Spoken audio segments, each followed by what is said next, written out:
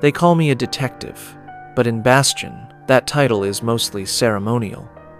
The badge is more of a token, a license to walk through shadows and pretend we matter. Sure, we arrest scum all the time, but only those who don't matter. Justice here is a second-hand myth, an idea used to justify whatever the council decides. Most people don't want truth. They want the illusion of stability, their lights to stay on, their synthetic food to taste good. And me? I just want a reason to keep breathing. My name is James Murphy, and everything I knew about the world was a lie. It started with a dead man, Councilman Thomas Holden, one of the 3 architects of stability and order in this city. Found dead at the Zenith Spire, where polished chrome meets sunlight on clear days and the elite breathe pure, filtered air. He was sitting in his office chair, as if asleep, but with his eyes wide open. No wounds, no signs of trauma, just stillness, like a program frozen mid-run. Neurological failure was the conclusion of the forensic bots. Standard entry. I'd seen it before. The city doesn't break bones. It erodes minds. A routine check of the councilman's public information and recent communication logs did not show anything out of the ordinary. I was ready to close the file. But then she stepped into my office. Alice Holden, a name with weight, being the dead councilman's daughter. Her silhouette cut against the flickering hollow ads like a blade through fog. She moved with coiled purpose more than grief. Her voice was steady when she slid a worn envelope across my desk. I need your help, Detective Murphy. I received this yesterday. No return address, just the picture and my dad's councilman ring, Alice said. Inside was a faded photo of a little girl and the councilman sitting on a bench in platform 19. An old tram station buried under years of infrastructure, concrete, and political memory. On the back, scrawled in ink, a string of numbers, a code. He took me there all the time when I was little, she said, eyes distant. I think he knew was about to die and left a message for me. She did not believe the official reports on her father's death. I couldn't blame her. Not many people really trusted the information passed down as news in a city where the truth was many times twisted to comply with the wishes of those in power. So, we went to platform 19 together. We descended through levels of steel rot and dead circuitry. The air grew colder, heavier. Security systems sparked half-alive warnings before flickering into silence. We walked through the rubble and moved down the collapsed corridor, leading to our destination for what seemed like an eternity. At the bottom, Alice recognized the spot where she always waited with her dad for their daily tram. There, we found something under the bench shown in the photo, Holden's personal datapad. It took a minute to coax it to life. It seemed to have been left there no more than just a few days ago, but it had sustained some physical damage. The screen sputtered, coughed, static, then finally blinked on. It was encrypted, but even with the code, the broken datapad only spat back a fragment of a message. We must wake them all. Then the lights dimmed. Metal groaned above us. A sharp tremor pulsed through the floor, and we heard them. Footsteps like machine metronomes. 3 figures dropped into the station with the precision of falling blades. Their dark armor, made of void steel, was seamless, predatory, and resistant to anything but heavy weaponry. Their visors shimmered red in the gloom. Their powerful Gauss rifles vibrated with charge. At their head, Emil Renner, Bastion's councilman of security. He raised his hand and motioned the other men towards our direction. They raised their weapons and aimed at us. "Drop them," he said coldly. "Run," I shouted. Alice and I tore through maintenance corridors. Sparks rained from the ceiling. Slugs rained all around us, hitting the walls, warping metal, and sending tremors down the structure. We found a decommissioned tram and climbed inside. Alice looked at the controls and began pressing every button. I fired down the tunnel, covering her as the assassins closed in. The shots from my handgun were useless against their armor, but I couldn't just duck and cover. The tram lurched, then rocketed forward. A bolt scorched my jacket. Another grazed Alice's arm. Then we were swallowed by the dark. The lower city welcomed us with its usual grim hospitality. Trash everywhere, broken neon signs, improvised structures, and gutters gurgling with industrial runoff. I led Alice through forgotten alleyways to a sanctum carved out of decay, Hal's place. A hovel no different from the rest in this forsaken sector of Bastion, at least from the outside. Hal was a relic of Bastion's corporate wars, once a lead data architect for Neurosys. I saved his life during a company purge, when the megacorp was erasing anyone that knew too much about their neural cloning experiments, who was deemed unreliable. They had picked up Hal at a transit checkpoint, planning to vanish him quietly in a secluded area. I was working a shadow op on a missing persons ring, and managed to intercept the goons transporting Hal and another Neurosys technician. After a brief shootout, the two men were free. No real evidence linking Neurosys could be found, but we all knew the truth. I rerouted logs and issued them new credentials, all done through unofficial channels, of course. After that, Hal disappeared underground. As far as Neurosys and the rest of Bastion knew, Hal was dead. Now he owed me. Hal unlocked the reinforced door with a flick of his wrist, eyes scanning his surroundings with cautious calculation. He stepped aside to let us in, fingers twitching near a concealed wrist console connected to home defenses prepared in case Neurosys had finally found him. His place was packed with towers of obsolete servers, tangled in wires and protected by homebrewed scramblers. We stopped in what I considered to be his living room, since I saw a couple of chairs. I gave him the short version: Holden's death, the encrypted terminal at Platform 19, the ambush, the message fragment. "We need your help," I said, placing the datapad on his workstation. "Holden left something behind. We think it's everything, but we can't read it alone." Hal nodded.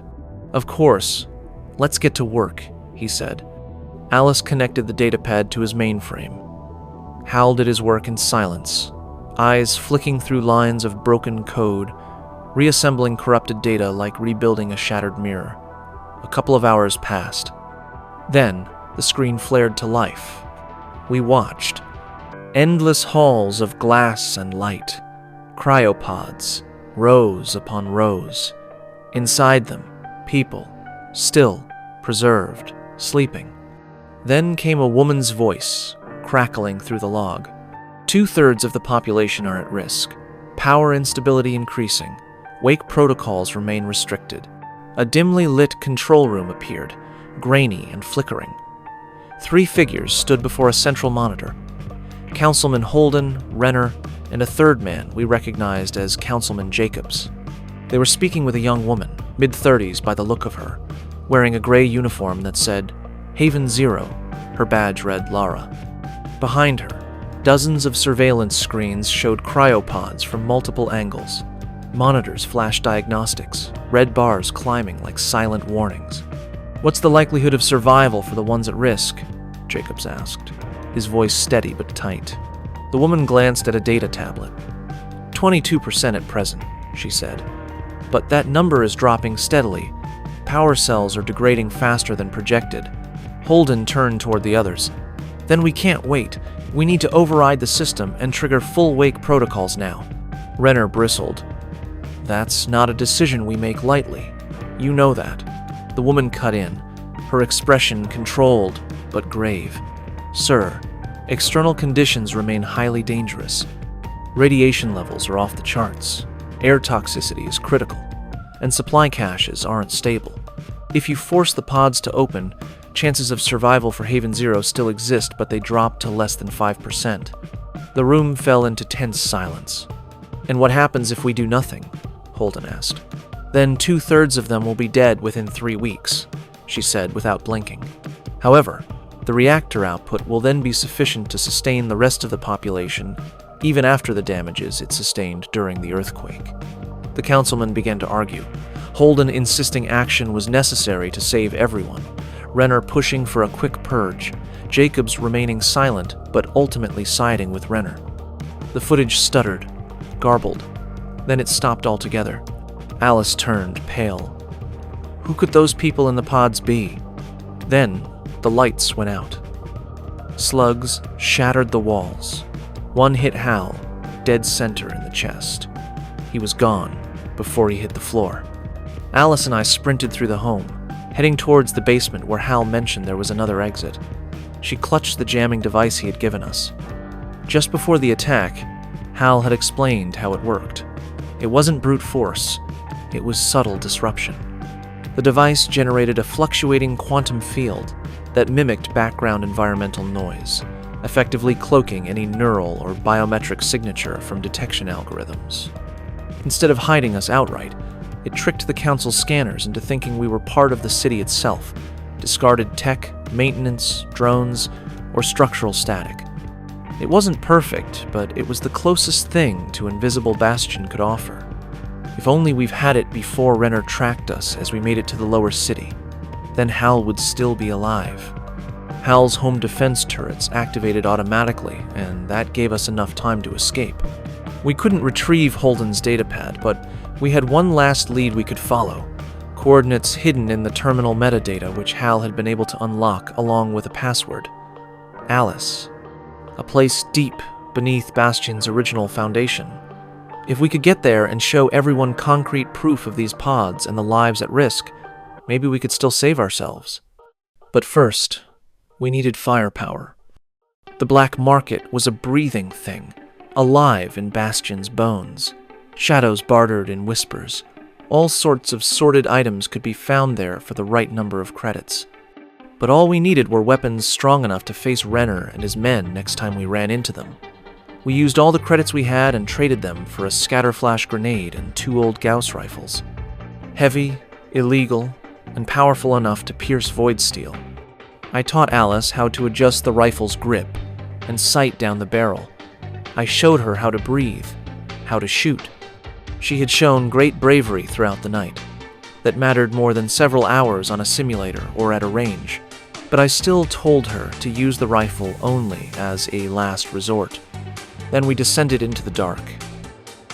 The path took us through ghost levels, collapsed transit lines, and forgotten vaults overgrown with failing tech. Sparks danced across the walls like fireflies. Our jamming device cloaked us from the city's sensors.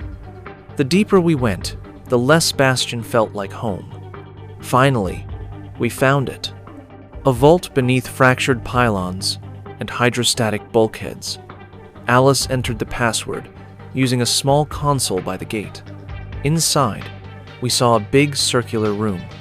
A few pods stood in silence at the center, sleek, sealed. There were large terminals, computers, cables, and tubing everywhere. However, this facility was not big enough to accommodate all the pods we had seen in the video. Something wasn't right. As we stepped forward, a voice echoed across the stone. I knew you'd end up here. Renner stepped from the shadows, flanked by the 2 other men in armor. I now recognized one of them as Jacobs. Renner's expression was steel, final, unbending. You've come a long way following a dead man's foolish hope. But do you even know what you've been fighting for? He told us the truth. 42 years ago, the world had died in nuclear fire, but 20,000 people managed to save themselves. The rest turned to dust. They had built Haven Zero beneath the earth, a highly advanced shelter capable of preserving them until the day it was safe to go outside again. But not all the survivors would be able to cope with the truth of their new digital reality while they slept. So, they decided to temporarily wipe their memories until the day they could all wake up in created Bastion. A dream to keep the human soul alive. Filled with struggle, but as real as the real world before the destruction. 20,000 people inside a city of millions. Of course, the rest were AIs. Wait, so are we even real? I asked. Renner snickered. I know Alice is. You? Who knows? Renner went on. An earthquake had damaged Haven Zero's reactor, and as a result, many would have to die. But they would make sure that at least some survived. Only Holden had to be idealistic and stubborn. Renner said as he slowly stepped towards us. He sure made things so difficult. You see, we need all 3 councilmen's rings to access the system, make character edits, or proceed with the purge, but now you've brought Holden's ring back to us. We saw the footage. The lady mentioned there was still a chance of survival, even if everyone wakes up, I said. Just think about all the lives that would be lost. You are just like Holden, Renner said. You know, death doesn't exist here. When a human dies here, their memories are just reset, and they are given a new identity. Holden is still in stasis, no new Bastion ID yet. But I will be sure to include all of you with the group of people to be purged. That is if you really are human, Detective. You are all threats, and I am here to protect Bastion, he said. Renner quickly raised his weapon and fired. The other men followed his lead. Alice and I ducked for cover. I threw the scatter flash grenade. Light exploded. Their visors scrambled, and they were disoriented for a few seconds. I fired. Jacobs fell, armor cracking under the shot, but the second man came fast, too fast.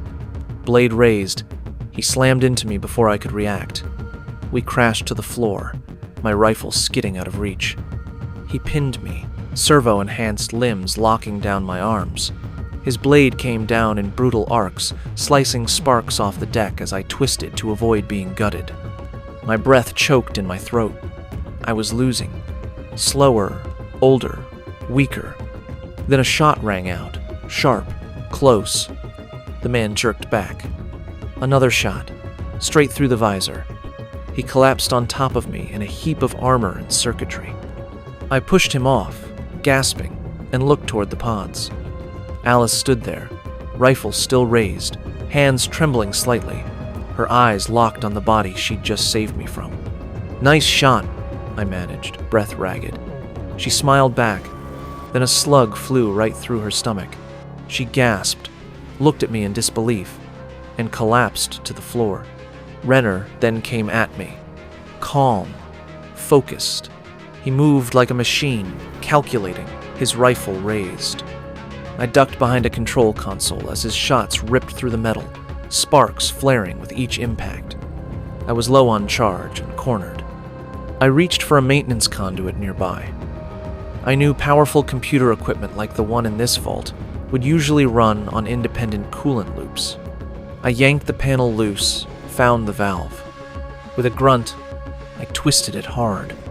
Supercooled vapor burst from the pipes, filling the area around Renner with blinding fog. Renner hesitated and ducked for cover. "You're just delaying the inevitable, Detective," he yelled. I dove across the chamber, rolling behind one of the pods.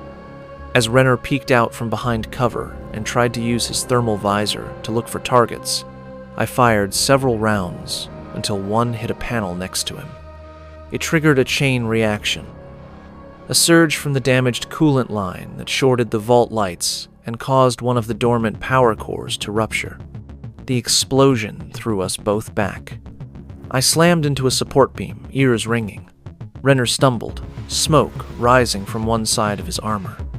He roared and came at me with his blade. We grappled. He was stronger, faster, his armor not fully dead. But I fought dirty. Drove a shattered shard of my rifle stock into the wiring near his shoulder, causing the actuator in his arm to seize. He faltered. I caught the blade as he dropped it and pushed it through his chest.